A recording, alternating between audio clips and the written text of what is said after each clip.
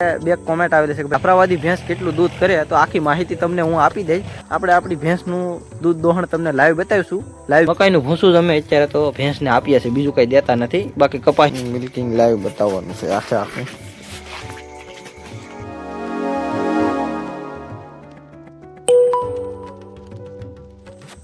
જય માતાજી મિત્રો, તો સ્વાગત છે આપણું જય માતાજી ડેરી ફાર્મ બ્લોગમાં.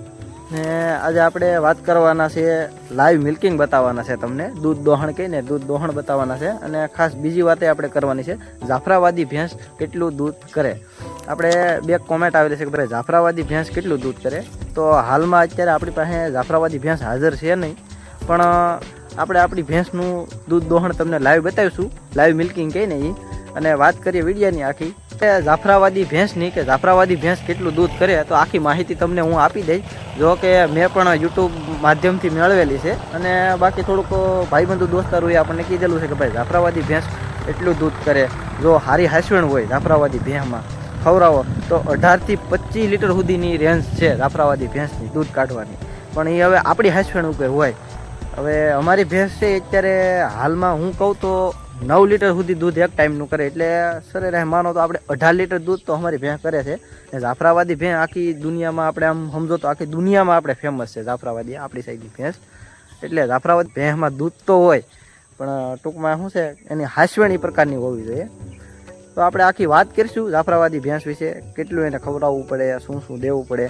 અત્યારે હું મારી ભેંસને જે ખાણ ખવડાવું છું, જે દઉં છું, અને એનાથી અમે 8-9 લીટર દૂધ આપીએ છીએ આપણને ભેંસ. ને તો હું તમને બતાવું આખું. ત્યારે મેં ખાણ પલાળેલા છે, તો એ તમને દેખાડી દઉં. સાંજે બધા માલ આવે ઘેરે, હજી ઢોર બધા સરવા ગયા છે. એક ભેંસ આપણે તાજી વિયાણેલી છે, કાલ તમને બતાવ્યું એમ. તો એનું હું બતાવું તમને. અહીંયા અમે ખાણ પલાળી રાખીએ છીએ. આપણે અવડું છે. હવે એક ગાયુંનું ખાણ છે આપણે એસએફ ગાયુંનું 10,000, અત્યારે 10,000 ટીવાના 10,000. બાકી આ મકાઈ ભવડો છે, મકાઈનું ભૂસું જ અમે અત્યારે તો ભેંસને આપીએ છીએ, બીજું કંઈ દેતા નથી. બાકી કપાસ પાપડી આવે ને પાપડી, એ પાપડી હતું. બસ આ બીજી બધી ભેંસુને અત્યારે તો મકાઈ ભવડા ઉપર છે, કારણ કે 2 દિવસથી ખાણ ફૂટી ગયું, લેવા જવાનો ટાઈમ રહ્યો નથી. બે ભાઈ હોના કામમાં છે. બાકી સાંજે આવે ભેંસ તમને બતાવીએ. ત્યારે આવડો છે ખાલી મકાઈનું, અને ટીવાના હાલે છે, ટીવાના ભેળવીએ છે, બાકી પાટીદાર દેતા. ને આ ભેંસ છે આપણી, તમને એનું દૂધ બતાવવાના છે લાઈવ મિલ્કિંગ. વાત કરીએ ભાઈ આખા દિવસને અમારા ભેંસને ખોરાકની. તો સવારમાં આપણે હુકલ જાહેર કહીએ ને, હુકલ જાહેર એ એક પૂળો સવારમાં નાખીએ, એક પૂળો બપોરે નાખીએ. બે સવારમાં 2 હુકલ નિરણ હોય, બાકી બપોરની જો આવડિયા નિરણ હોય. આપણે આ બુલેટ ખડ અત્યારે બધા આ વધારે પડતું આપણે તબેલામાં હાલે છે. આવડો બુલેટ ખડ હોય, બપોરનું એકવાર એક બથ નાખવાની ને એક બથ હાંજે, એટલે પૂરું. બસ 4 જ નિરણ કરીએ આખા દિવસની. બાકી બપોરની ઓલ્યું ભેંસ હું તો સરવા આવી જાય, એને તો નાખતા નથી. આ એક મોટી ભેંસ છે, એને અહીં રાખીએ છીએ હમણાં વૈયાણી, એટલે બાકી એને સરવા કાઢી નાખવાની હોય. તો બસ આ જ એનો ખોરાક છે. ને એનું દૂધ તમે લાઈવ જોઈ શકશો કેટલું દૂધ છે. 9 લીટર છે, એક આખો આસળ પાડો ધાવી જાય. છતાંય આપણે 7 લીટરની ડોલ છે એ ભરી દઈએ, એટલે એક આસળમાં 2 લીટર દૂધ તો હોવું જ જોઈએ. એટલે ટૂંકમાં 9 લીટર દૂધ જેવું છે. ને ત્યાં અમે જ્યારે લેવા ગયા એ ભેંસ, ત્યારે 9 લીટર દૂધ અમે માપીને લાવેલા છે. એ રેન્જે હાલે છે અત્યારે. તો પછી આગળ આપણે જોઈએ આપણા જેવા ભાઈ.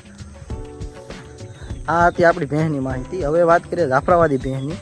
તો જાફરાબાદી ભેંસને ખાવામાં શું જોઈએ, એને કેવડી થાય, ક્યારે એ પેલું વેતર આવે.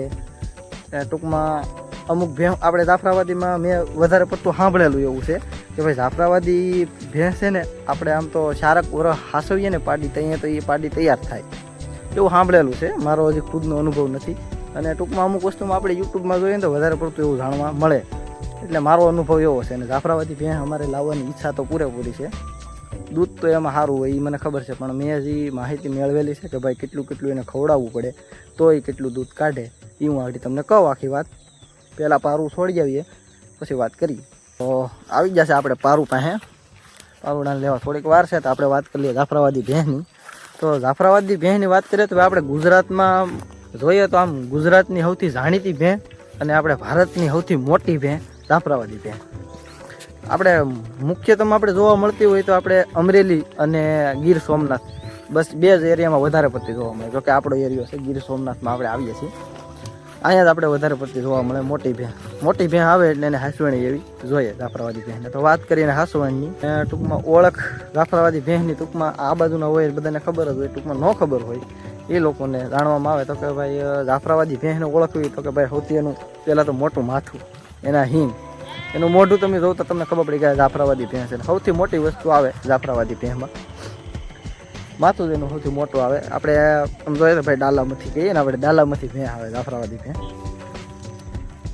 અને તો ભાઈ હું ઘણીવાર ભૂલી જાઉં, તો મારી જ્યાં સુધી જાણકારીમાં છે ત્યાં સુધીમાં જાફરાબાદી ભેંમાં ટૂંકું યાદ રાખવું હોય તો ભાઈ સૌથી મોટી ભેં, વધારે ફેટ ને વધારે દૂધ, આ મારું માનવું છે જાફરાબાદી ભેંસ વિશે. મારો જેટલો અનુભવ છે એ મેં શેર કરી દીધો. બાકી એવા બે ભાઈબંધુ હોત છે, આપણે જ્યાં જઈને લાઈવ વિડીયો ઉતારીશું, બનાવીશું, એની પાસે જાણીશું. બાકી હું હવે મારા પારુડાને અહીંયા પોગાડું અને એક લાઈવ મિલ્કિંગનો વિડીયો મેં ઉતારી રાખેલો છે, કારણ કે મારે કાલે જ વિડીયો બનાવવો હતો પણ મારે આ ક્લિપ બનાવવાનો ટાઈમ ન મળ્યો. તો આજે આપણી પાસે ટાઈમ હતો એ બની ગયો છે ને, તમને લાઈવ વિડીયો હું આપણે જે મિલ્કિંગ કરીએ છીએ તમને બતાવી દઈ, હું હેઠે વિડીયો નાખી દઈ, જોઈ લેજો. જય માતાજી, મળતા રહે હું. અને જો તમને આ વિડીયો ગમતા હોય ભાઈ ડેરી ફાર્મિંગના, આપણે તબેલાના કહીએ ને આદિ ભાષામાં, તો ભાઈ લાઈક કરજો, શેર કરજો અને સબસ્ક્રાઈબ કરજો. જય માતાજી. મિલ્કિંગ લાઈવ બતાવવાનું છે આખું, તો બધા લાઈવ જ બતાવ્યા.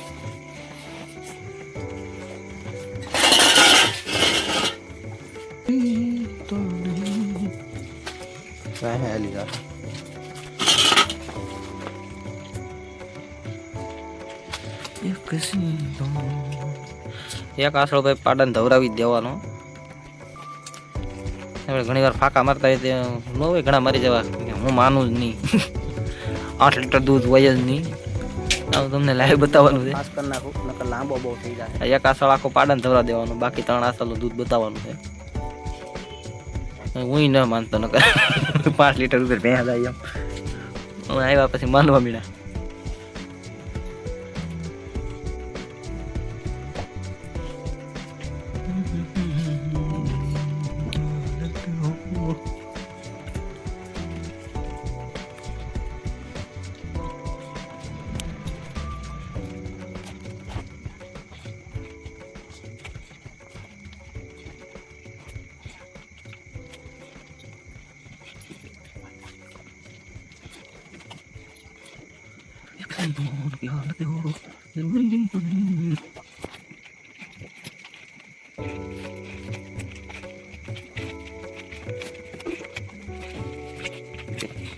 આખો તો આવી ગયો ભાઈ, આસળ આખો પૂરો થઈ ગયો છે.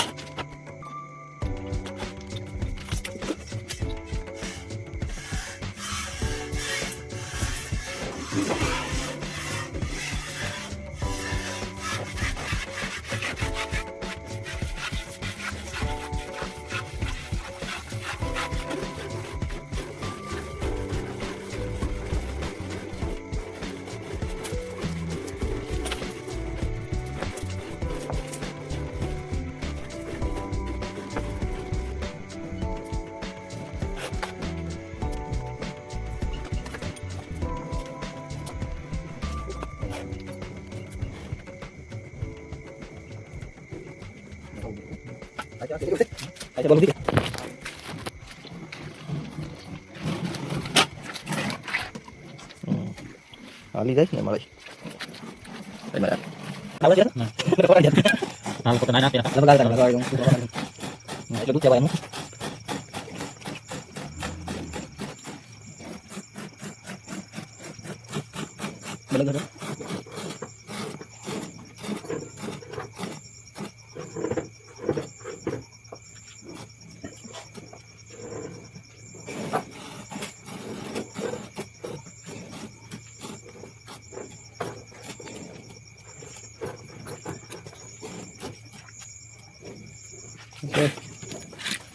હાલો રેડી. હા દૂધ છે ભાઈ.